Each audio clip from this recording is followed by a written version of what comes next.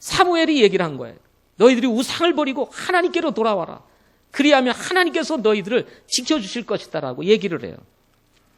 그러자 웬일입니까? 이스라엘 백성들이 사무엘이 전한 말을 듣고는 이 바알과 아스다롯을 버리고 우상을 버리고 하나님 앞에 돌아와서 주만 섬겼더라는 말씀이 나옵니다. 누구만 섬겼어요? 주만 섬겼더라. 주만 섬겼더라. 그러자 이 사무엘이 이스라엘 백성들을 향해서 전부 다 미스바로 모이라고 말합니다. 내가 너희를 위하여 기도하리라. 그래서 또 이스라엘 백성들이 이 사무엘의 말씀을 순종해가지고 하나님의 종 사무엘의 말씀에 순종해서 전부 다 미스바로 모입니다. 이 미스바로 모인다는 소식을 블레셋 사람들이 들은 거야. 야, 저놈들이 다들 모여가지고 무슨 짓 하려고 그러는 거야.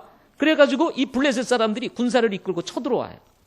그러자 또 이 이스라엘 백성들이 기겁합니다. 저 블레셋 사람들이 쳐들어온다는 거야.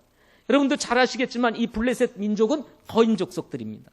예, 거인 족속이에요. 이 거인 족속 앞에 서면 이스라엘 백성들은 메뚜기에 불과한 거예요. 그러니까 이스라엘 백성들이 기겁을 하고 사무엘에게 우리를 위해서 부르짖어 달라고, 하나님께 기도해 달라고 간절히 요청합니다. 그러자 이 사무엘이 이스라엘 백성들을 부여안고 하나님 앞에 나아가서 간절히 기도합니다. 부르짖습니다. 그랬더니 하나님께서 이 사무엘의 이 기도를 들으시고 어떻게 하셨습니까? 큰 천둥을 막 일으키는 거야. 예? 그야말로 땅이 울리고 하늘이 진동하는 엄청난 천둥을 막 일으키니까 이 블레셋 사람들이 이 하나님 앞에서 이스라엘 앞에서 그만 패하고 맙니다. 이것을 보고 이 사무엘이 이스라엘 백성들을 이끌고 가서 블레셋을 쳐서 물리칩니다. 그리고는 사무엘상 7장 12절에 이런 말씀을 해요. 그때 사무엘이 한 돌을 취하여 미스바와 센 사이에 세우고 이르되 주께서 여기까지 우리를 도우셨다 하며 그것의 이름을 에벤에셀이라 하더라 하는 말씀이 있습니다. 지난 한 해 동안 여러분 우리는 잘 산 것 같지만 사실 영적으로 깊이 돌이켜보면 우리가 하나님보다도 우상을 섬길 때도 있지 않았습니까? 뭐 우상이 꼭 바알이어야만 합니까? 꼭 뭐 아스타롯 같은 신상이어야만 합니까? 하나님보다 더 사랑하는 것이 뭐예요? 우상 아니겠습니까? 우리는 주님을 바라본다 하지만 어찌 보면 이스라엘 백성처럼 이 세상 사는 동안 우상을 섬겼는지도 모릅니다. 물질이라는 만몬의 신을 섬길 수도 있고요. 아니면 내가 하나님보다 더 사랑하는 것 때문에 그것에 붙들려서 살아가는지도 모릅니다. 우리는 그렇게 살아왔어요.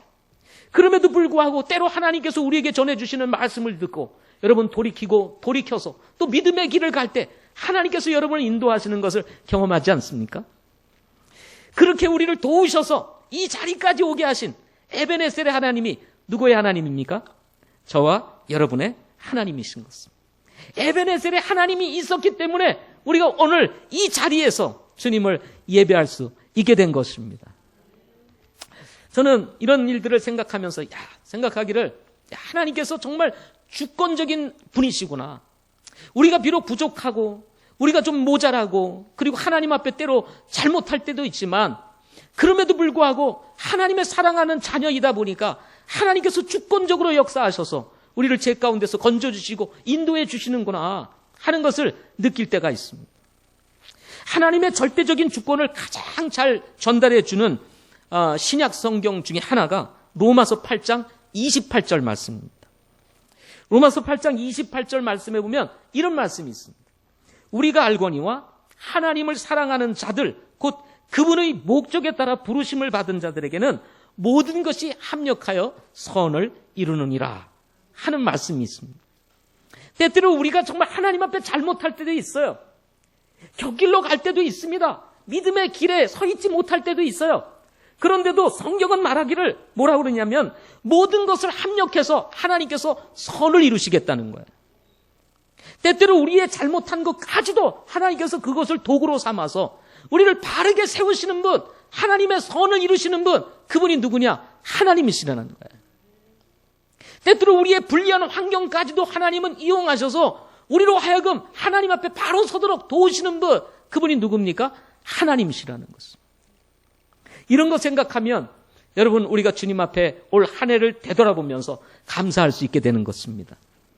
데살로니가전서 5장 16절부터 18절 말씀에 보면 이런 말씀이 있습니다. 여러분도 잘 아는 말씀입니다. 항상 기뻐하라. 쉬지 말고 기도하라. 그리고 모든 일에서 감사하라. 이것이 그리스도 예수님 안에서 너희에게 대한 하나님의 뜻이니라 하는 말씀이 있습니다. 항상 기뻐하라. 쉬지 말고 기도하라. 모든 일에 감사하라. 여러분, 우리가 지난 한 해를 돌이켜보면 감사할 수 없을 때도 있었죠. 기뻐할 수 없을 때도 있었죠. 그런데 아니 이렇게 기뻐할 수 없는 이 불리한 상황 속에서 하나님은 어찌 기뻐하라고 하십니까?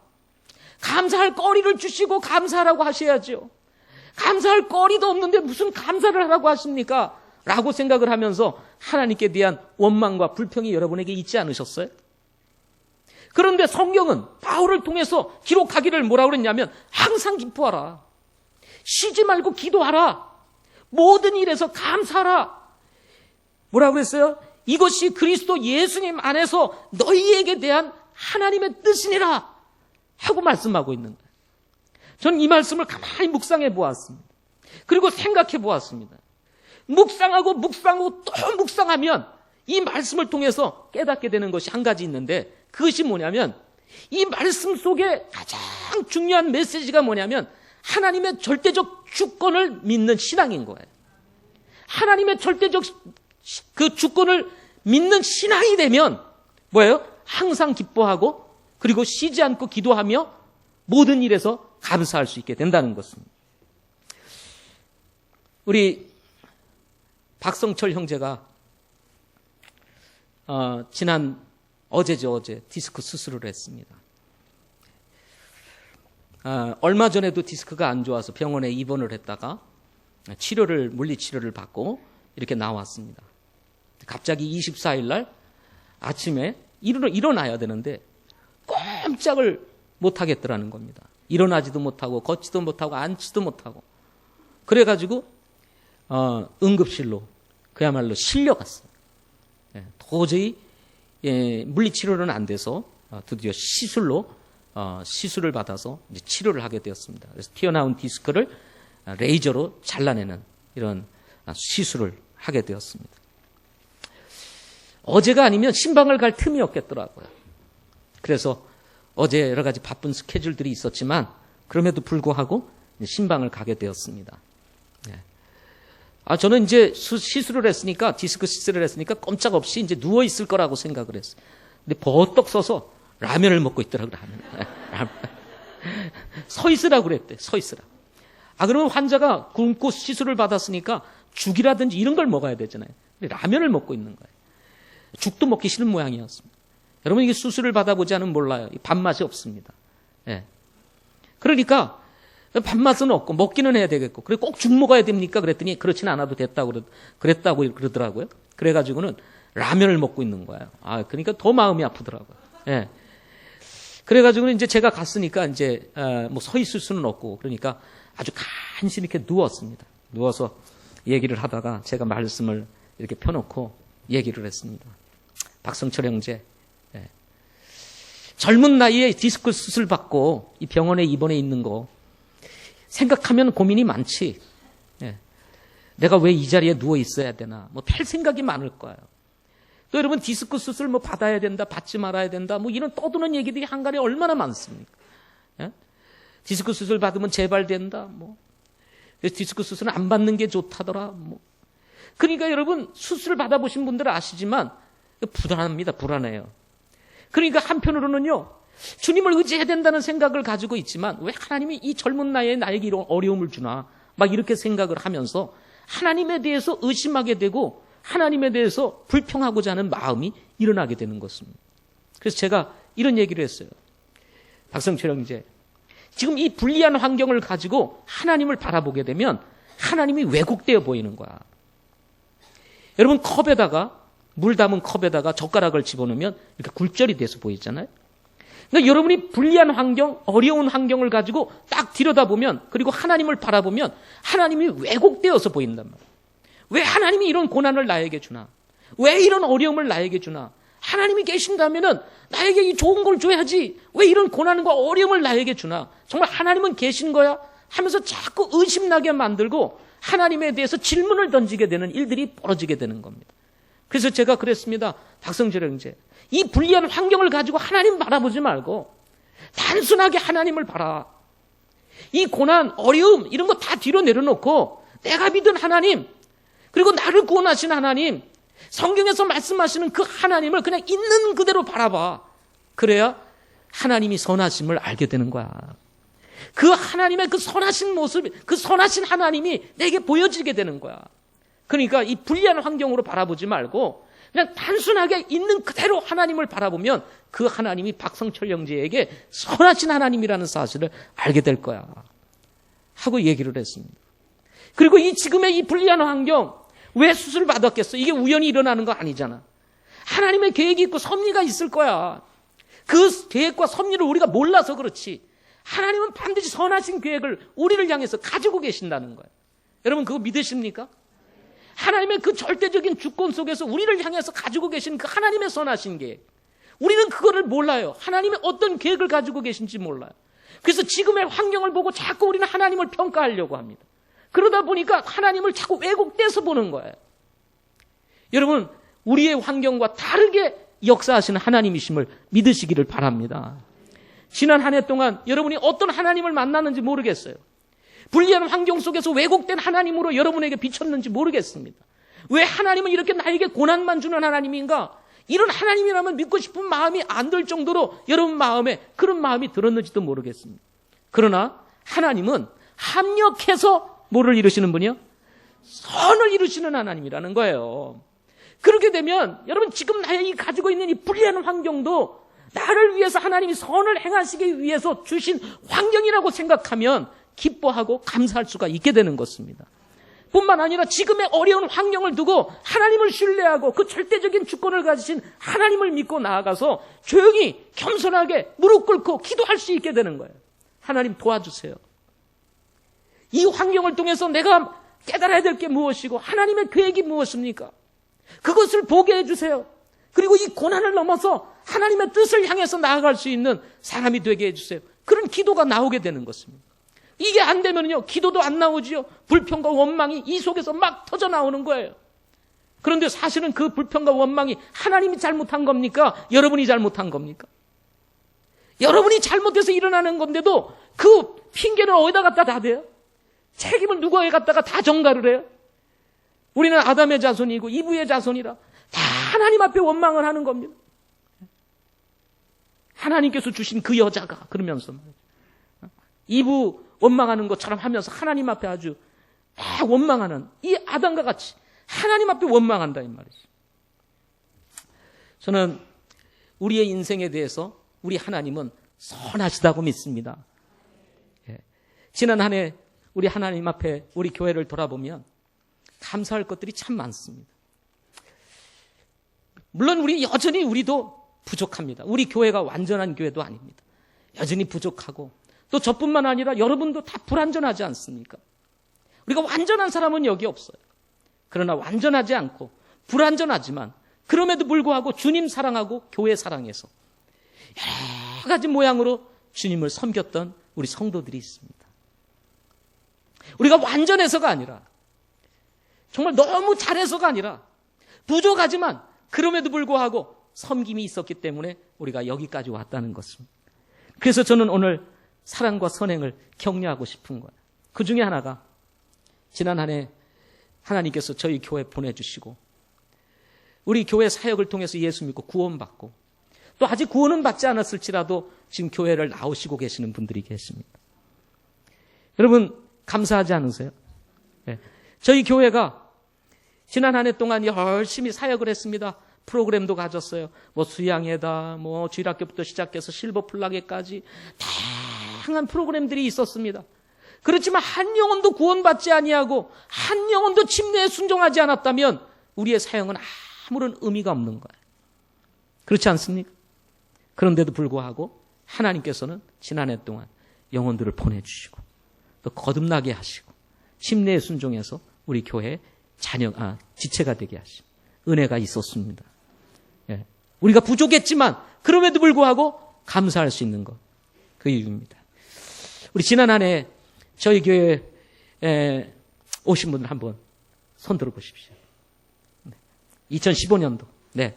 한번 번쩍 들어보시죠. 네. 자, 죄송하지만 부담스럽지만 자리에 한번 일어나 보십시오. 한번 어떤 분들인지 여러분 보고 싶지 않으세요?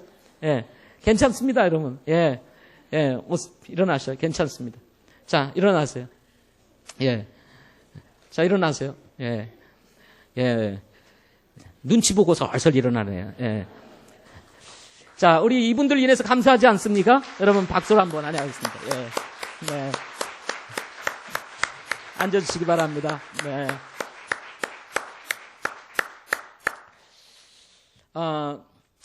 이렇게 오신 분들도 있지만 또 지난 한 해 우리 침례 순종에서 정말 우리 교회 가족이 되신 분들이 있습니다. 오시기도 했지만 또 구원받고 침례 순종하신 분이 있어요. 왜냐하면은 침례 순종하신 분 중에는 우리 지난해 나오신 분도 계시거든요. 지지난해 나오신 분도 계시고 수년이 됐음에도 불구하고 침례 순종하지 않으신 분들이 올해 침례 순종하신 분이 있어요. 구원 받으시고. 예. 자, 우리 침례 순종하신 분들 한번 손 들어 보십시오. 네. 자, 일어나 보세요. 네. 침례 순종하신 분들. 예. 보세요. 다른 분들이 일어나잖아요. 여기 보세요. 예. 다른 분들이 일어났어요. 예. 그분들. 예, 일어나세요. 또 없으십니까? 우리 예. 또 없으세요? 자수해서 강명 찾으세요. 우리 학생들이 오늘 오지 못해서 그런데 여러분 격려의 박수 한번 해주시기 바랍니다. 네. 아멘. 우리 자리에 서주시기 바랍니다. 한 영혼이 예수 믿고 구원받고 침례에 순종할 때마다 여러분 감격이 있지 않았습니까? 또 거듭난 간증을 할 때마다 우리 하나님이 얼마나 좋으신 분이시. 주님을 알지 못했던 우리들을 우리 주님이 십자가의 보혈로 우리 죄 모든 죄 사해 주시고 우리를 하나님의 자녀로 거듭나게 하사 영원한 소망 바라보게 하시고 믿음의 가족 되게 하신 것 너무 감사하지 않습니까? 주님의 은혜가 아니었다면 우리는 여전히 죄 가운데서 우리가 어디로 가는지도 알지 못한 채 살다가 멸망의 지옥에 빠질 수밖에 없었던 우리의 인생. 하나님께서 누군가 조용히 우리의 인생에 찾아오게 하사 복음 전해주시고 구원받게 하사 하나님의 자녀가 돼서 여러분 우리가 영원한 생명 얻은 것 이것만큼 값지고 귀한 것 없다고 믿습니다. 우리 2016년도에는 더 많은 영혼들이 예수 믿고 구원받는 은혜가 있기를 소망합니다. 우리 교회 안에는 마르다와 같은 분들이 계십니다. 섬행사들입니다.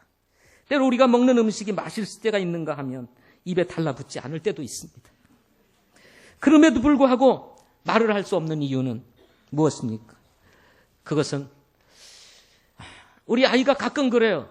제가 피아노를 치다가 야 그렇게 치지 말고 좀 이렇게 쳐라. 그러면 대뜸 저한테 하는 말이 뭐라고 그랬죠?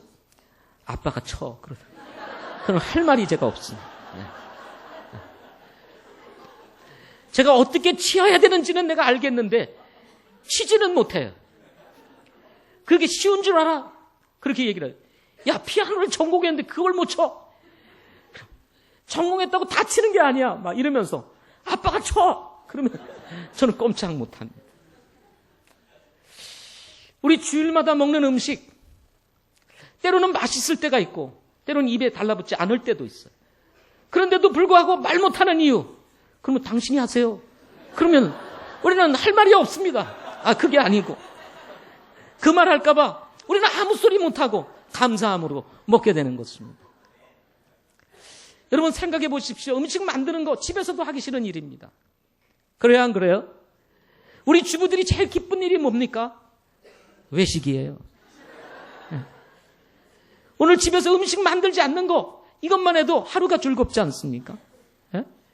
그런데 여러분 우리가 교회에 올 때마다 정말 우리에게 정말 애찬이 준비되어 있다는 거 감사하지 않으세요? 예. 이것도 본인들이 헌신해가지고 어떤 분은 1년, 어떤 분은 2년, 어떤 분은 수년을 계속해서 일에 봉사하고 있어요. 이거 쉬운 일이 아닙니다. 시켜서 할 수 있는 일이 아니에요. 지금 여러분들은 제가 이 말 알면 혹시 또 날 시킬까 이런 염려가 지금 여러분에게 있지 않습니까? 나는 아닙니다. 다른 건 몰라도 그건 아니에요. 뭐 이런 생각이 여러분에게 있잖아요. 그런데 왜 저분들만 해야 됩니까? 그런데도 그분들이 뭐예요? 그 일에 부담을 주셔서 하나님 앞에 그 일을 하고 있다는 것입니다. 시켜서 할 수 있는 일이 아니에요. 주님 사랑하고 교회 사랑해서 이 일을 하는 것입니다. 우리 선명사들 한번 격려하고 싶습니다. 잠시 일어나 보십시오. 예. 자, 일어나 보세요. 괜찮아요. 뭐 부끄럽게 생각하지 마십시오. 예, 일어나세요. 자, 일어나세요. 자, 오늘 다 일어나야 됩니다. 어쨌든 누군지 다 일어나야 돼요. 3명밖에 없습니까? 예? 3명밖에 없으세요? 빨리 일어나세요. 자수해서 강명 찾으세요. 빨리. 예. 자, 일어나세요. 예. 자, 없으세요? 자, 어쨌든 우리 박수로 격려하겠습니다. 네. 네. 아멘. 감사합니다.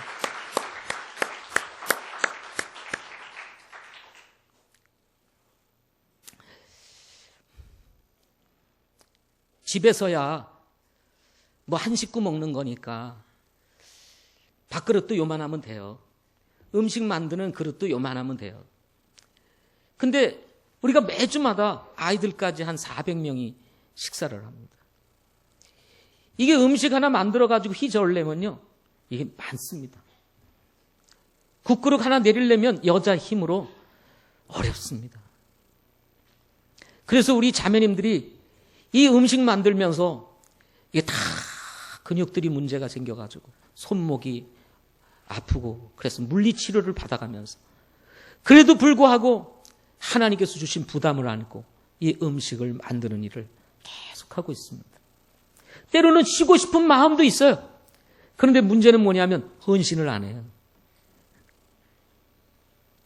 그러니까 어떻게 합니까? 본인들이 할 수밖에 없는 거예요. 부담이 있는 거예요. 이 말 듣고 혹시 여러분 마음에 확 부담되시는 분 성령의 인도하심이라고 아시고 올해 헌신하시기를 바랍니다. 내년에, 올해는 지금 한 주밖에 안 남았, 임 지나가고, 내년에 헌신하시기를 바랍니다. 그런데 감사하게, 물론 우리 이제 배 집사님이나 우리 김상백 형제님이나 또 누구예요? 김봉식 형제, 이런 분들이 서빙도 도와주고, 뭐 이렇게 힘든 거, 이렇게 무거운 거 도와주는데, 이걸 늘 지켜보면서 부담이 됐던 사람이 한 사람이 있었습니다. 이건 내가 해야 된다는 이런 부담이 계속 밀려온 거예요. 그래서 이 형제가 2016년도에 헌신하기로 했습니다. 우리 주일학교 교사로 섬기고 있는 이매군 형제입니다. 이 이매군 형제는 음식도 아주 기가 막히게 잘 만들어요. 근데다가 빨리 만들어요. 맛있고 빨리. 그리고 힘도 좋아요. 그래서 내년도에 우리 서명사 식구들이 조금 더 가벼워지지 않을까 이렇게 생각이 듭니다. 일부 예배 때 또 한 분이 나왔습니다. 저는 이매군 형제가 다 헌신한다고 말을 하기에 갑자기 또 한 형제가 탁 떠오르네. 이 형제가 참 헌신했으면 참 좋겠다. 그랬더니 제가 그 얘기를 하니까 자기 아닌 줄 알고 막 이렇게 쳐다보더라고요. 그래서 제가 얘기를 했습니다. 형제도 헌신을 했으면 좋겠습니다. 예. 윤정현 형제라고. 윤정현 형제. 이분은 아주 전문적인 요리를 만들 수 있는 자격을 가지신 분이시고 오랜 경험을 가지고 계십니다.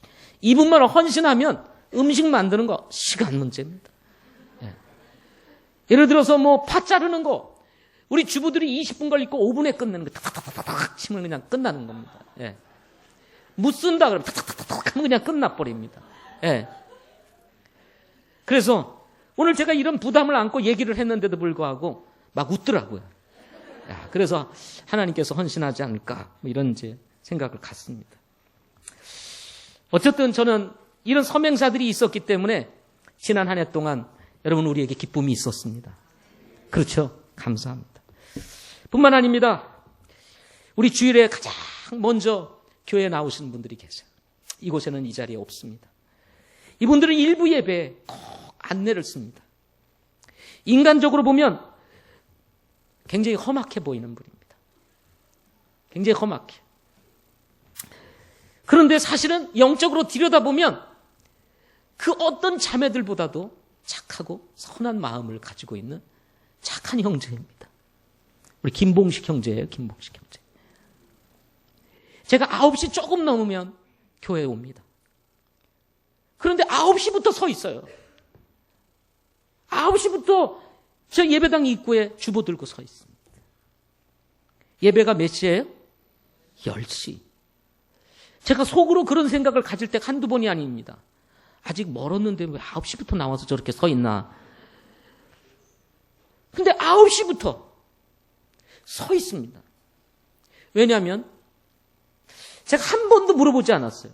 왜? 본인이 하고 싶은 일을 내가 혹시나 그 중간에서 이렇게 막을까 봐 일체 얘기를 하는, 본인들이 기뻐서 하는 일이니까. 왜냐하면 주일학교 교사도 오죠. 서명사들도 일찍 오죠. 그러다 보니까 본인이 서서 그 한 영혼이라도 맞이하고 싶은 그 심정이 있기 때문에 9시에 서가지고 사람을 맞이하고 있는 게 아닌가 하는 생각을 가질 때가 있습니다. 오늘 날씨가 추웠습니다. 여러분 추웠죠? 근데 아침 9시에 그 추운 날 앞에 불이 났습니다. 소방차들이 와서 물을 막 끼웠는데 바로 얼어버렸어요. 그런 추운 날이었습니다. 그럼에도 불구하고 9시부터 여전히 그 자리에 서서 오는 성도들을 맞이하는 우리 김상백 형제와 김봉식 형제. 김상백 형제는 일찍 와서 이 주변 교회 저 뒤쪽까지 저 밑에까지 다 씁니다. 일일이 지저분한 것들을 다 쓸어요. 오는 성도들이 이왕이면 깨끗한 예배당을 향해서 올 때 그 느낌이 좋잖아요. 그래서 쓰는 것 같습니다. 시킨 적도 없어요. 그럼에도 불구하고 그 일을 여전히 감당하고 있습니다. 저는 우리 교회에서 가장 아름다운 풍경 중에 하나가 그 풍경이 아닐까 생각이 듭니다. 여러분 설악산에 가야 풍경이 아름다운 게 아닙니다. 지나가는 사람들이 볼 때 주일이 됐는데 어떤 형제가 교회 주변을 다 돌아가면서 쓸고 있는 그 모습을 누군가 본다면 여러분 그것이 아름다운 모습이 아니면 뭐 하겠습니까? 그렇죠? 저도 목사이지만 제가 성도들을 맞이해야 되는데 늘 저를 맞이하는 두 형제, 제가 미안할 정도입니다. 이런 분들이 있어서 감사하고 저는 이것이 우리 교회의 자랑거리가 아닌가 생각해 봅니다. 우리 교회의 미래는 아이들에게 있습니다. 우리 아이들이 어떻게 자라느냐에 따라서 우리의 미래가 달라진다고 할 수가 있습니다. 저는 어린 시절 주일학교를 다녔습니다. 가장 인상적이고 기억에 남는 것은 예배가 아니었습니다. 프로그램도 아니었습니다. 여름 성경학교도 아니었습니다.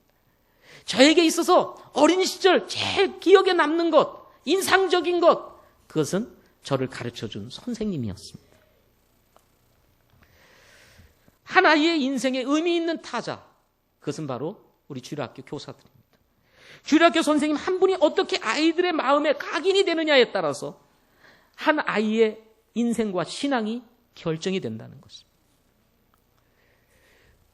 이분들은 서명사 다음으로 일찍 교회에 나왔습니다. 아이들과 씨름하는 거 쉽지 않습니다. 그럼에도 불구하고 그 자리를 지키는 교사들이 있기 때문에 좋습니다. 여러분도 잘 아시겠지만 우리 교회는 아이들이 많습니다. 아이들이 100명입니다. 거기까지 주일학교까지 나오지 못하는 아주 갓난 아이들까지 셈을 한다면 더 많을 수도 있을 것 같습니다. 그래서 우리 교회는 꿈이 자라는 교회입니다. 꿈이 자라는 교회. 이런 아이들을 주님의 마음으로 돌보고 감싸는 우리 주일학교 교사들, 우리 교사들이 있어서 감사하지 않습니까? 지금도 꼬마들을 데리고 아이들을 데리고 지금 씨름하고 있는 우리 교사들이 밑에서 섬기고 있습니다. 청소년들이 무서운 시대입니다. 중이가 무서워 북한이 전쟁을 일으키지 못한다고 합니다. 어디로 튈지 모르는 세대이기 때문일 것입니다. 그만큼 변화가 무쌍합니다. 대화도 쉽지 않은 세대입니다. 공부에 대한 스트레스는 극에 달라 있습니다. 이것은 전적으로 부모들의 문제일 거라고 저는 생각합니다. 우리 아이들 동의하죠? 아닙니까? 그러면 다행입니다. 네. 아이들과 상관없이 부모들이 요구하는 거예요. 좋은 대학, 아이들은 관심 없습니다. 그런데 부모들이 원하는 거예요. 불만족으로 가득 차 있는 아이들 가르친다는 거 쉽지 않습니다. 집에서도 공부하라고 그러는데 교회 와서 성경 가르치고 너 말씀 공부해야 돼. 이거 쉽지 않습니다. 그런데 이런 아이들을 붙잡고 이런 학생들을 붙잡고 먹여주고 채워주고 놀아주는 교사들이 있습니다. 목자들이 있습니다. 아이들의 마음을 얻기 위해서 어떤 교사들은 마음을 다 주는 것 같아요. 목요일 날도 와서 혹시 저녁에 있는 아이들 만나면 또 데려가서 먹여줍니다. 금요일 날은 또 와가지고 아이들이 이제 토요일 날 쉬니까 금요일 날 저녁에 교회에 오는 아이들이 있어서 그래서 교회에서 잠을 자기도 하면서 교회에서 아이들이 노는 아이들이 있습니다. 그럼 선생님들이 왔다가 또 아이들을 데리고 나서 또 먹여줘요. 어제는 한 교사가 아이들을 데리고 사격장을 다녀왔습니다. 진짜 총을 쏘는 사격장이 있답니다. 우리나라에 그런 곳이 있는지도 몰랐습니다. 우리 아이들을 데리고 아침 일찍 화성으로 가서 1시랍니다. 빨리 끝내.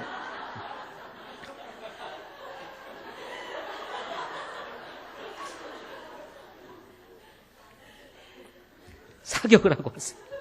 사격. 물론 아이에게 회비를 조금 받았습니다. 받기는 했지만 그것은 그냥 기본적으로 아이에게 그냥 데려가기보다는 회비 받는 것이 좋겠다고 생각해서 좋은 교회라고 믿는 것입니다. 정말 아낌없이 주는 나무와 같이 섬기는 교사들. 이 말을 들을 때 그렇지 못한 교사들도 있어서 찔릴 겁니다. 그렇게 하라고 말하는 겁니다. 예. 자, 우리 교사들 한번 일어보겠습니다. 우리 주일학교 교사들은 아침에 했고, 우리 학생부 교사들 한번 일어나게 보겠습니다. 예. 학생부 교사들 일어나 보십시오. 예. 학생부 교사들. 자, 일어나세요. 자, 학생부 교사들 일어나 보세요. 우리 김상원 전사님, 우리 김상원 전사를 비롯해서 우리 학생부 교사들이 우리 늘 아이들을 섬기고 있습니다. 예. 아이들을 위해서 늘 하여튼 부담 없이 그냥 지갑을 여시는 분들 다 여기 계십니다. 여러분 격려의 박수 한번 해주시기 바랍니다. 예.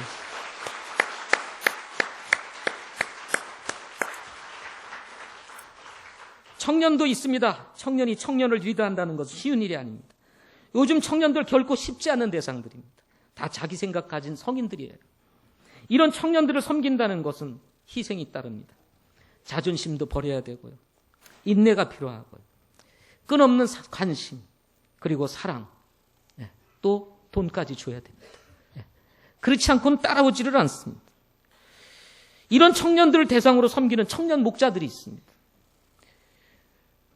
때로는 청년들, 우리 정말 목자들이 자존심도 내려놓고 인내를 가지고 돌아보고 정말 사랑과 관심과 물질까지 쏟아부으며 섬김에도 불구하고 결과가 없는 경우도 많아요.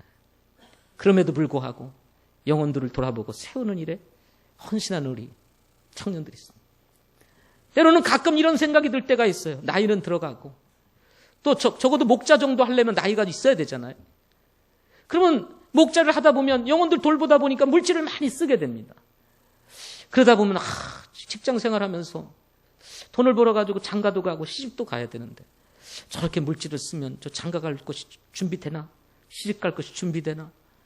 그런 생각이 들 정도로 정말 아이들을 위해서, 청년들을 위해서 자신의 시간과 물질을 드리는 이런 목자들인 거예요. 물론 하나님께서 다 가게는 하시더라고요. 시집도 가고 장가도 가고 다 하시더라고요. 저는 하나님께서 축복하시리라고 믿습니다. 우리 청년 목자들 한번 일어나십시오. 우리 청년 목자들. 네. 청년 목자들 한번 일어나 보십시오. 빨리 일어나 보세요. 네. 청년 목자들. 네. 네. 자, 우리 김일혁 전사님을 비롯해가지고 우리 청년 목자들이 있습니다. 우리 일부에 나오시는 분들이 있기 때문에 지금 2부 때는 섬기느라고 우리 청년 목자들이 지금 못 오신 분들도 있습니다. 여러분 격려 한번 해주시기 바랍니다. 네. 감사합니다.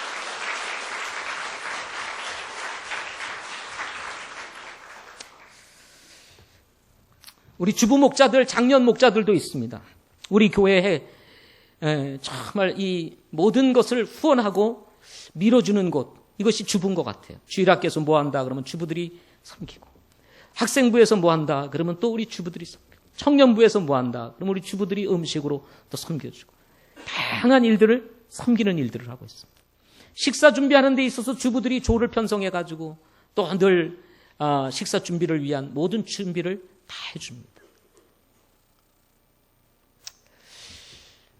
그럼에도 불구하고 여전히 주부들은 사역이 많습니다. 자녀교육 세미나다 뭐다 해가지고 늘 끊임없이 모임에도 불구하고 그 모임 속에서 영혼들을 돌아보고 세우는 우리 목자들. 집을 개방해가지고 여러분 한 번 모이면요 엄마 하나에 애 둘씩 쫓아옵니다. 목장 모임 하려다 보면 이게 애들이 놀이터인지 목장 모임 하는 것인지 알 수가 없을 정도로 소란스러운 가운데도 이미 그것이 익숙한 가운데 귀가 열려서 다 듣고 얘기하고 나누는 우리 주부들, 저는 대단하다고 생각이 듭니다. 그런 목자들이 영혼들을 돌아보며 세우고 살피고 그리고 또 넘어져 있는 사람들 일으키고 또 정말 상처받은 영혼들 치유하면서 한 영혼 한 영혼 세워가는 우리 목자들. 작년 세대는 더욱더 어렵습니다. 직장 생활하느라 늦은 시간에 모여야 됩니다. 때로는 9시, 때로는 10시. 집에 돌아가면 보통 목장 모임 가지고 돌아가면 11시, 12시. 특별히 장년들은 직장에서 일을 하다 보니까 배가 고픕니다. 그래서 먹을 게 없으면 오지를 않는 게 작년 세대. 한 번 오고 두 번 오고 세 번 왔는데 먹을 게 없다. 그러면 견딜 수가 없어서 그냥 집으로 갑니다. 그러다 보니까 늘 작년 목장 모임에는 먹을 것이 나옵니다. 물론 주부들도 마찬가지고 다 마찬가지입니다만은 작년 세대는 더욱 그렇습니다. 그러면 때로는 우리 목자들이 우리 다 나가서 식사를 섬기고 또는 돌아가면서 하기도 하지만 이러면서 우리 작년 영혼들을 한 명 한 명 세워가는 우리 목자들이 있습니다. 그래서 우리 교회가 여러분 좋은 교회인 것입니다. 오늘날 교회들이 많은 문제가 있어요. 그럼에도 불구하고 우리 교회가 잠잠한 이유는 그것은 바로 이런 목자들의 섬김이 있기 때문에 가능하다는 것입니다. 자, 우리 주부 목자들, 우리 장년 목자들 한번 일어나 보십시오. 우리 한번 격려해드리기 원합니다. 자, 주부 목자들 한번 일어나십시오. 네. 오늘은 격려하는 날이니까 그냥 일어나세요. 괜찮습니다. 우리 주부 목자들, 장년 목자들도 일어나십시오. 장년 목자들도 우리 좀 일어나시죠. 네. 우리 장년 목자들이 다 일부 예배 드리시고 다 나가신 모양입니다. 자, 여러분, 우리 목자들, 우리 격려의 박수 한번 해주시기 바랍니다. 네,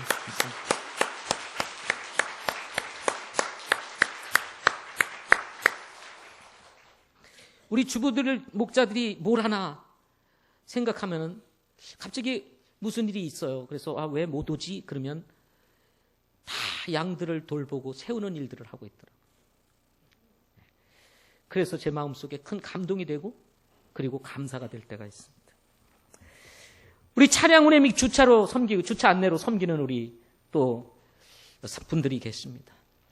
주일이 되면 이 차를 타고 오시기가 불편하신 분들 또 한 영혼이라도 더 주님 앞에 나오도록 하기 위해서 매 주일이면 1부, 2부 예배 때 차량 운행으로 섬기고 또 우리 예배당, 우리 교회가 가지고 있는 주차장 여러분 시설이 열악한 거 아시죠? 그럼에도 불구하고 우리가 최대한 주차를 하는데요. 저 작은 공간에서 차가 몇 대 들어가는지 아세요? 저 작은 공간에 차가 40대가 들어갑니다. 네. 놀라셨죠? 차곡차곡 세우면 40대가 들어가요. 근데 저 안쪽에 있는 차가 하나 빼야 된다. 그러면 어떻게 됩니까? 줄줄이 빼야 되는 거예요. 그런데 그 일을 다 감당하면서 섬기는 우리 주차 안내하시는 분들, 또 차량 운행하시는 분들. 우리 한번 격려해드리기 원합니다. 우리 잠시만 좀 일어나 보시죠. 우리 일어나 보시죠. 잠깐 일어나십시오. 또 차량 운행하시는 분 지금 일부에 다 계시고 서서히 일어나지 마시고 그냥 빨리 일어나세요. 자, 우리 오지 못하신 분들이 있고 지금 저 밑에서도 안내하시는 분들이 계십니다. 우리 박수로 격려하겠습니다.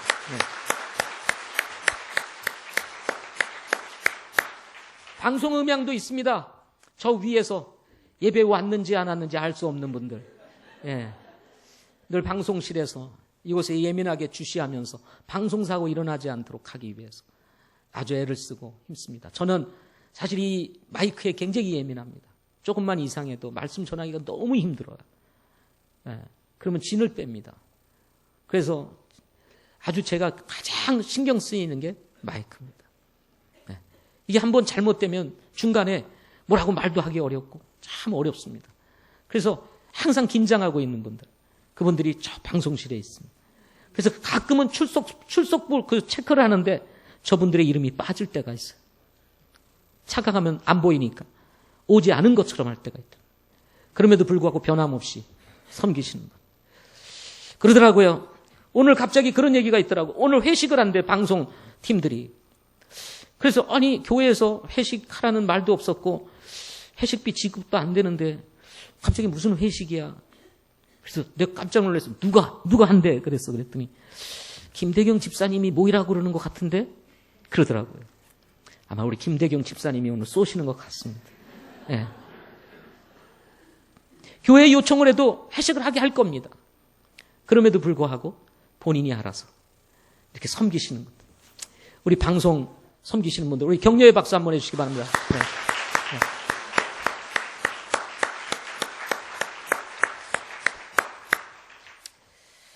반주 및 오케스트라가 있습니다. 저희 교회는요, 제가 아주 이해하지 못할 것이 있었습니다. 그게 뭐냐면, 우리 교회가 이 정도의 숫자를 가지고 있었는데 반주자가 별로 없다는 거예요. 제가 늘 예전에 그런 얘기를 했습니다. 아니, 우리 교회 정도면 반주자가 여럿은 있어야 되는데 어떻게 반주하는 사람이 제대로 없냐. 늘 우리가 어려움이 되었습니다. 예배하는 반주도 어렵고 찬양대 반주도 어렵고 무슨 특별한 어떤 행사를 할 때 이 찬양대 조직에서 찬양을 하려다 보면 이 반주자 때문에 참 어려움이 많았습니다. 이해하기 어려운 것 중에 하나가, 아니 우리 교회 정도의 숫자면 반주자가 몇 명은 있어야 되는데 없다. 그런데 하나님께서 저희 교회 보내주신 거예요. 누구를요? 박정훈 형제를. 저 형제는 뭐 전공도 안 했어요. 근데 우리 아이들보다 더 잘 칩니다. 우리 애들도 놀래요. 우리 아이들이 늘 하는 말입니다. 전공은 저런 분이 해야 된다, 이렇게 얘기를 해요. 네. 내가 왜 전공을 해가지고 이 팔다리가 고생인지 모르겠다, 이렇게. 네. 제가 놀라는 것은 뭐냐면 우리 아이들이 치는 이 클래식 곡들을 딱 갖다 주면 그냥 착 보고 쳐요. 우리 애들은 못 칩니다. 착 보고 쳐요. 그래서 이런 분들이 진짜 전공을 해야 되는데, 그런 생각이 들 정도로. 여러분, 이런 반주자 주신 거 감사하지 않습니까? 예. 우리 박아람 자매는 늘 키보드로 섬기다가 최근에 오케스트라가 생겨가지고 사라졌습니다. 2부 예배는. 1부 예배는 여전히 하죠.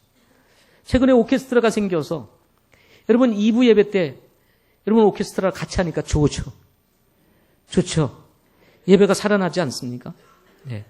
우리 이삭 형제가 와서 우리 함께 이제 배우면서 우리 오케스트라가 이렇게 형성이 되고, 이제 또 해가 이제 날짜가 더해 가면서 조금씩 실력이 늘어가는 거 여러분 보이시죠? 이곳에서 연주할 때마다 실력이 늘고 있구나. 지난번에 연주할 때는 참 그랬어요. 그래도 우리가 잘한다고 그냥 어쨌든 격려했습니다. 근데 이번 잘했죠? 네, 안 하셨습니까? 지난보다 훨씬 좋아졌잖아요. 그렇죠? 숫자도 많아지면서 저희 교회의 미래가 보입니다. 1부 예배 때는 오케스트라가 없습니다. 그런데 1부 예배 때도 2월 달부터 바이올린 해서 이제 키보드를 빼고 바이올린 주자들을 해서 이제 예배를 드리려고 계획 중에 있습니다. 하나님께서 제게 늘 기도하는 내용이 있었습니다. 그것이 뭐냐면, 하나님 오케스트라로 연주하는 교회 되게 해주세요. 그래서 피아노 반주자, 바이올린 연주자, 플룻 반주자, 클라리넷 반주자, 하나님 보내주세요 하고 기도를 참 많이 했습니다. 그런데 어느덧 보니까 하나님께서 한 분 보내주셔서 오케스트라가 조금씩 갖춰가. 물론 우리는 아마추어입니다. 아마추어가 또 아름다운 거예요. 왜 그런지 아세요? 이분들은 그냥 헌신하기 때문입니다. 프로가 오면요, 다 페이를 지급해야 됩니다. 그게 아니고 우리는 그냥 아마추어로 정말 주님 사랑해서 헌신하는, 그게 아름다운 거죠. 예. 저는 그래서 감사합니다. 자, 우리 반주자, 우리 오케스트라 한번 일어나 보시겠습니다. 예. 자, 우리 격려 한번 하겠습니다. 여러분 뜨거운 박수로 격려해 주십시오. 예. 앉아주시기 바랍니다. 그뿐만 아니라 빼놓을 수 없는 것, 그것은 바로 찬양대입니다. 저는 찬양대가 없어서 늘 아쉬워했습니다. 우리 교회 찬양대를 세워보겠다고 한번 모집도 해봤습니다. 처음엔 모이는데 한 분 한 분 빠져나가다 보면 이게 찬양대가 또 안 되고 되지를 않았습니다. 왜 그러냐면 우리 교회는 목장 사역을 하고 영혼을 돌아보는 사역을 하다 보니까 우리 리더들이 영혼들 주일이면 이 영혼들을 돌보고 세우는 사역을 하다 보니까 이 찬양대에 헌신하기가 어려웠습니다. 그래서 늘 제 마음속에 찬양대가 세워지려면 인적 자원이 있어야 된다. 목자들을 다 빼고도 찬양의 재능을 가진 사람들이 있어야만 이 찬양대가 된다. 이렇게 생각을 하고 기다리며 인내를 했습니다. 그러다가 하나님께서 우리 박성원 형제를 중심으로 해서 이제 찬양대를 구성을 했습니다. 물론 우리 이 찬양대원이 우리 교회의 이 성도들의 숫자에 비하면 적습니다. 다른 교회에 비하면 훨씬 적은 숫자입니다. 다른 교회는 찬양대 사역이 어떻게 보면 중심 사역같이 되어 있습니다. 그래서 찬양대 연습 딱 시작하면 나머지 사람은 조용히 다 집에 가야 되는 거예요. 그리고 헌신된 사람들이 찬양대 사역에 다 들어와 있습니다. 그러다 보니까 나머지 사람들은 그냥 가야 되는 이런 분위기가 되는 거예요. 돌아보는 사람이 없어. 우리는 그보다 더 중요한 것은 영혼들을 돌아보자. 한 영혼 한 영혼을 세우는 사역을 하자. 그리고 찬양대는 어느 정도 인적 자원이 되어지고 자연스럽게 찬양대원이 생길 때까지는 기다리자 하고 지금까지 사역을 해왔습니다. 그러다가 하나님께서 우리에게 이 찬양대를 허락해 주셨습니다. 비록은 아직은 소수지만 이제 한 분씩 더해져 가면서 이제 숫자를 이제 더 늘어가면서 더 아름다운 찬양이 지금 매 주일마다 여러분 드려지고 있지 않습니까? 그러므로 인해서 여러분 예배가 풍성해지는 거예요. 하나님께도 영광이 되지만 여러분 마음에 영적인 감동이 있지 않습니까? 그렇죠? 네. 저는 그래서 우리 찬양대원들 또 예배 끝나면 남아서 연습해야죠. 또 특별 찬양을 하려면 또 더 연습해야죠. 그래서 이것저것 계산하고 안 오시는 분들이 참 많은데 그러지 마시고 여러분 목자대학이나 이런 거 다 졸업하시고 정말 하나님의 이 부담이 있으신 분들은 오시기를 바랍니다. 아멘. 자, 우리 찬양대원들 한번 일어나겠습니다. 우리 박성원 형제님 같이. 우리 찬양대원들. 예. 자, 한번 일어나 보시죠. 예. 예, 여러분 격려의 박수 한번 해주시기 바랍니다. 예.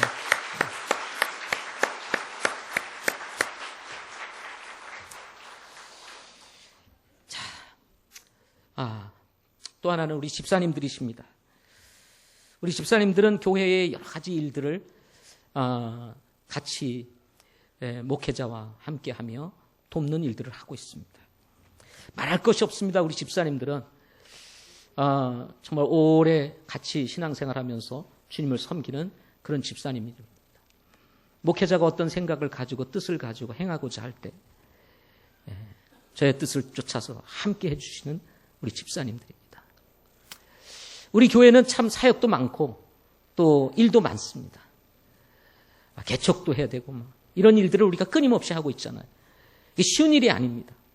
그럼에도 불구하고 우리 집사님들이 그 전선에 서서 함께하고 교회에 여러 가지 필요들이 있을 때마다 집사님들이 나서서 해결해 주고 우리 광교교회 리모델링 다 우리 집사님들 손에 거쳐서 다 이루어지고요. 목동교회 리모델링 다 마찬가지입니다. 다 우리가 최저의 비용으로 최고의 리모델링을 해서 사역을 할 수 있도록 한 것은 다 우리 집사님들이 있으시기 때문에 가능한 일입니다. 이제 3월이 되면 2층도 저희가 리모델링 하려고 합니다. 이것은 교회 재정으로 합니다. 또 우리 올해는 우리가 가지고 있는 사업 계획 중에 하나가 이 예배당 리모델링입니다. 이것은 여러분의 헌신을 필요로 합니다. 그렇지만 이 관련된 모든 것들은 우리 집사님들이 가지고 있는 재능과 은사를 통해서 다 이루어지게 될 것입니다. 일반 사람들에게 맡긴다면 더 많은 비용들이 들어갈 거예요. 우리 집사님들이 다 하시다 보니까 이런 것들이 최저의 비용으로 감당을 하게 됩니다. 이런 섬기시는 분들이 있기 때문에 여러분 우리가 지금도 열악하지만 여기에서도 최상의 컨디션을 가지고 우리가 주님을 섬길 수 있게 되는 것입니다. 자, 우리 집사님들 한번 일어나십시오. 우리 격려해드리고 싶습니다. 집사님들 한번 일어나십시오. 예. 집사님도 한번 일어나십시오. 아멘. 아멘. 1부에 많이 참석하시고 이제 2부에는 섬기시는 일들을 집사님들이 대부분 하십니다. 이 자리에 많지 않으신데 여러분 대표를 해서 뜨겁게 격려해 주시기 바랍니다. 네.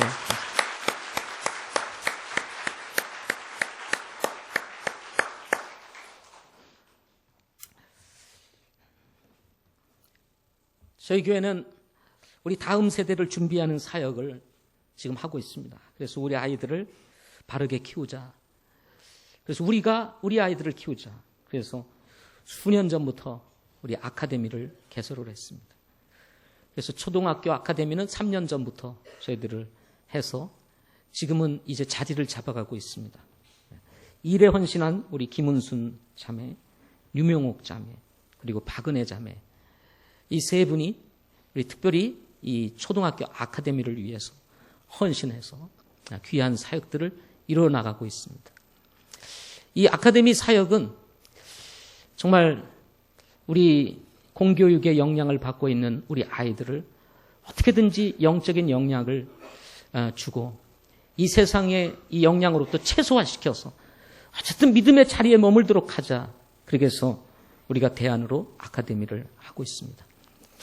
중학교 아카데미는 우리 벌써 10년 가까이 이순희 자매 또 여러분의 사람들을 거쳐서 지금까지 사역을 하고 이제 우리 학생들이 없어서 우리 중학교 아카데미는 이제 올해로서 이제 마무리를 합니다. 자, 우리 아카데미로 섬겨주시는 우리 선생님들이 있는데 한번 잠깐 일어나 보겠습니다. 네. 예, 김은순 선생님, 유명옥 선생님, 박은혜 자매. 박은혜 자매는 없으신가요? 예, 주일학교, 그렇습니다. 자, 이분들이 우리 아이들을 돌보는 일을 지금 하고 있습니다. 우리 격려의 박수 한번 해주시죠.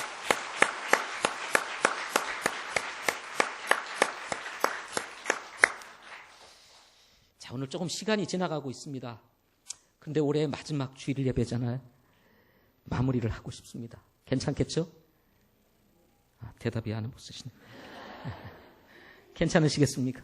네. 저는 제가 사랑하고 물론 여러분도 다 사랑하고 하지만 저의 가장 옆에서 저와 뜻을 같이 하며 같은 길을 가고 있는 우리 사역자들을 여러분에게 정말 소개해드리고 싶습니다. 이 믿음의 길을 가는 것은 쉽지가 않습니다. 또 하나님의 부르심이 없이는 갈 수가 없는 길이기도 합니다. 하고 싶어서 할 수 있는 것도 아니고 하기 싫다고 할 수 없는 것도 아닙니다. 하나님이 부르시면 가야 되는 길이 바로 이 사역의 길입니다. 젊은 날 여러 가지 계획도 있고 또 비전을 가지고 나름대로 인생을 준비하다가 캠퍼스에서 어쩌다가 CFM 만나가지고 예수 믿고 구원받고 주님 섬기다가 야, 너 나와 함께 일하자 하고 주님이 꽉 붙으시니까 그 부르심에 응답해서 헌신한 우리 하나님의 사람들이 있습니다. 또 하나님이 독특한 방법으로 하나님께서 불러주셔서 주님의 일에 헌신해서 지금 이 길을 가고 있는 우리 하나님의 사람들이 있습니다. 우리 자매들 가운데에서도 세상에 나가서 일반 직장을 다니면 얼마든지 더 좋은 직장에서 페이를 받으면서 사역을 할 수 있음에도 불구하고 일찍이 주님 앞에 헌신해서 자신을 들여 교회를 위해서 또 캠퍼스를 위해서 일하는 우리 사역자들이 있습니다. 이런 분들이 있기 때문에 여러분 우리의 사역이 지금 이루어져 가고 있다고 저는 믿습니다. 자, 우리 오경배 자매 한번 일어나 보십시오. 우리 신정숙 자매 저 뒤에 있고요. 우리 박아람 자매 저 뒤에 있습니다.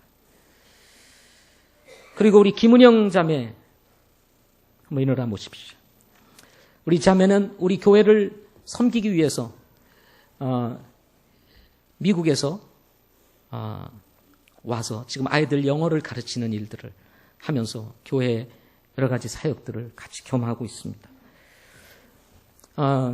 이런 헌신된 분들이 자신의 젊음을 들여서 이곳에 와서 섬기고 있기 때문에 우리 아카데미라든지 크리스찬 스쿨을 앞으로 세워나갈 텐데 이런 일들을 하게 된 것입니다. 자, 우리 이분들 격려의 박수 한번 자매님들 먼저 격려합니다.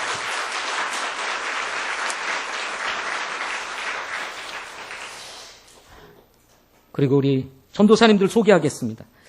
우리 전도사님들은 좀 앞으로 나오는 게 좋을 것 같아요. 예. 우리 김일혁 전도사님, 우리 최은희 사모, 우리 한번 보겠습니다. 예. 우리 김상원 전도사님, 김은진 사모. 예. 그 다음에 우리 강성철 전도사님, 예. 사모가 없습니다. 네. 기도해 주십시오. 예. 그 다음에 지금 이제 사역의 길을 가고 있는 우리 신학교를 다니고 있는 박경호 형제. 박경호 형제. 예. 그 다음에 우리 주님의 부르심을 따라 한국 선교사로 헌신, 한국 선교에 헌신해서 지금 우리 교회에서 함께 섬기고 있는 우리 제임스 형제. 예. 선교사님.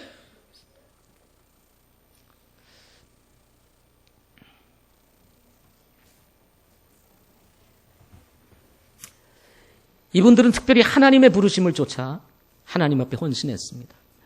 이 사역의 길은 결코 쉽지가 않습니다. 평탄하지가 않습니다. 그렇지만 하나님의 절대적 주권을 믿고 주님의 부르심에 순종하고 복음 전하는 자는 복음으로 말미암아 살리라고 하신 하나님의 말씀을 붙잡고 주님 앞에 헌신된 사람들입니다. 이제 저는 지는 해입니다. 이분들은 떠오르는 분들입니다. 이제 우리 교회의 미래와 한국 성서침례교회의 미래를 지고 갈 주의 종들입니다. 아직은 어립니다.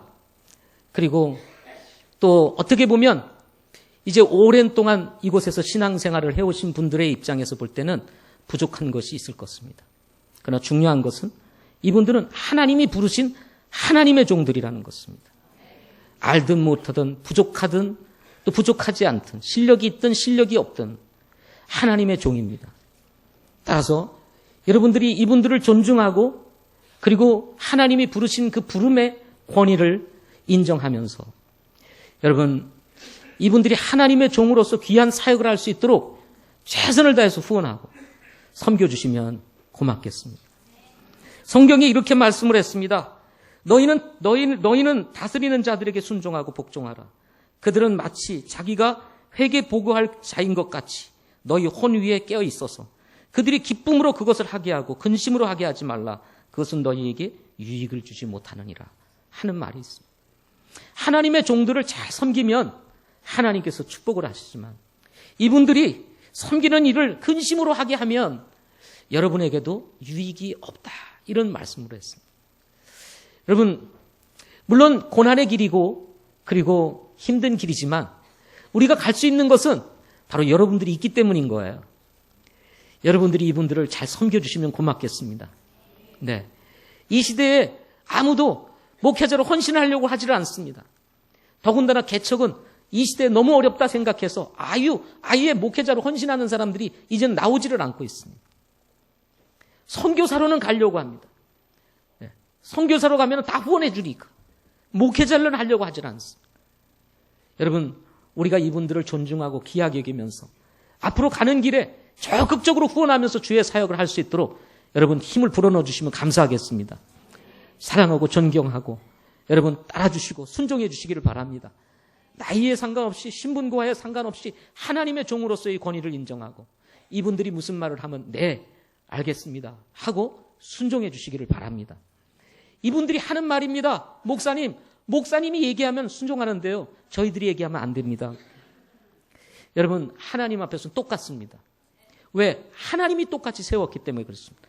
안수는 우리들이 주는 거예요. 우리들이 주는 겁니다. 인정이 됐느냐 안 됐느냐에서 우리들이 주는 거예요. 그러나 이미 하나님께서 부르실 때는 이분들은 하나님의 종이요 목사와 같은 것입니다. 따라서 그렇게 인정하고 여러분 이분들을 존경하고 존중해주고 따라주시기를 바랍니다. 아멘. 예, 격려의 박수 한번 해주시기 바랍니다. 들어가시기 바랍니다.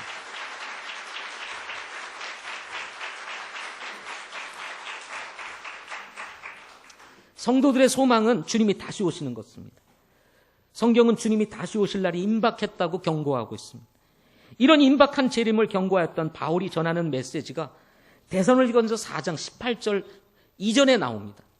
예수님의 재림에 대한 이야기를 마치면서 바울은 데살로니가전서 4장 18절에 이런 말씀으로 마무리를 합니다. 그러므로 이 말씀들로 서로 위로하라 하고 말씀했어요. 격려하라고 말씀했어요. 주님 오실 때가 가깝습니다. 그날이 가까움을 볼수록 더욱 그리하자라고 말씀을 했던 것처럼 여기 위로하라, 서로 위로하라, 이 말씀은 격려하라는 거예요. 우리는 서로 잊어버리고 지내기가 쉽습니다. 자, 섬행사로부터 제가 사역자에 이르기까지 소개를 해드렸습니다. 우리 교회에 이런 섬김이들이 있었기에 우리가 있다는 것에 대해서 우리가 한번 이렇게 생각을 하고 또 감사거리가 되기에 제가 소개해드렸습니다.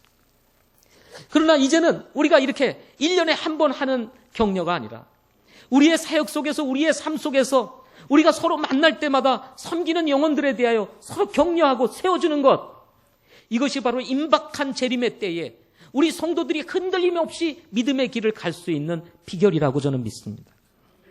주님의 일을 두고 사탄은 결코 바라만 보고 있지 않을 것입니다. 우리는 잠자지만 사탄은 잠자지 않습니다. 우리는 지치지만 그는 지치지가 않습니다. 우리는 인내가 어렵지만 사단은 오랜 계획을 가지고 우리를 무너뜨리기 위해서 서서히 우리에게 다가오고 있습니다. 이런 사탄의 공격을 앞에 두고 성도들이 어떻게 해야 될까요? 어떻게 하면 사탄의 공격을 극복하고 믿음의 길을 지속해서 갈 수 있을까요? 그것은 우리가 서로 격려하는 데 있다는 것입니다. 고린도전서 15장 58절에도 주님의 재림에 대한 이야기를 하면서 마지막 절에 이런 말씀을 기록합니다. 그러므로 내 사랑하는 형제들아, 너희는 굳게 서서 흔들리지 말고 항상 주의 일을 넘치게 하라. 너희 수고가 주 안에서 헛되지 않는 줄 너희가 알미니라. 여러분, 주님 오실 때가 가깝습니다. 우리의 섬김이 결코 헛되지 않다는 사실을 기억하고 여러분, 흔들림이 없이 믿음의 길을 계속해서 가실 수 있기를 바랍니다. 기도하겠습니다.